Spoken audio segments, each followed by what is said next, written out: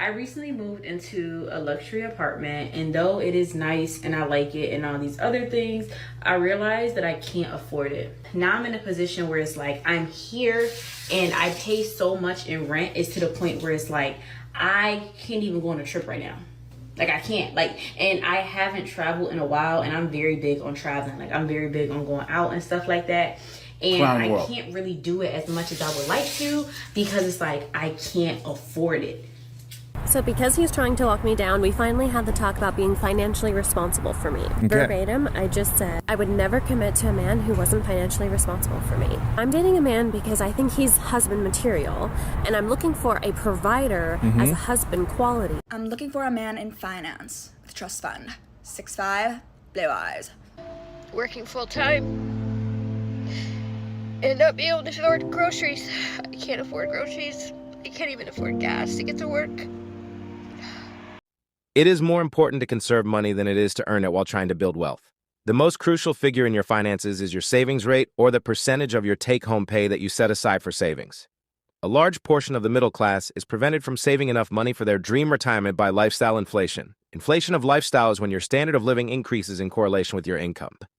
And because of this, the internet is pushing younger women to date affluent guys and live opulent lives, spend excessive amounts of money on ostentatious meals, and strive to acquire designer goods under the cover of hypergamy.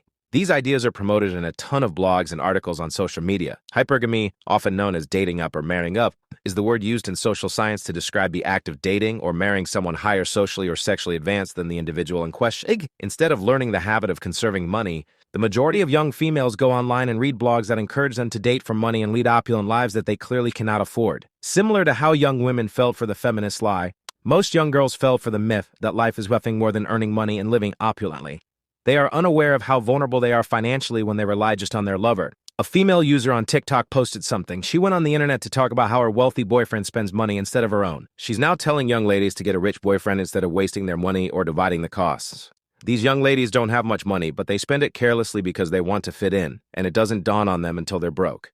Money has served as a representation of authority and prestige, and women have wanted wealthy men for thousands of years. Stability and an improved quality of life are offered by a wealthy man. Men are aware of this. That's the reason a lot of us put in a lot of work, dress well, and acquire items that reflect our socioeconomic standing. Some guys, though, go too far with this. They lavish outrageous sums of money on ladies they have just met. It doesn't always work out the way a guy expects when he spends money to get ladies. A lady has to have an emotional attraction to you before she will take you seriously. However, you're not presenting yourself as a sincere, long-term romantic partner. When you use money to win over a woman, the wrong ladies who will leave you are drawn to you. These are the women who are most concerned with leading opulent lives. As long as they receive that monetary value, they will act as though they are invested in you. The key takeaway is that attempting to buy women off with money will not win them over. Don't show off your possessions when you first meet a woman.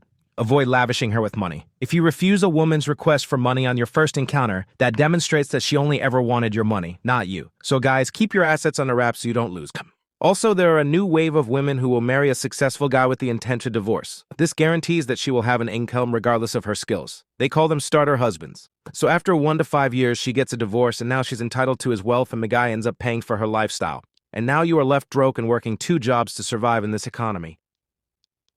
Thanks for watching. Kindly give a like and subscribe.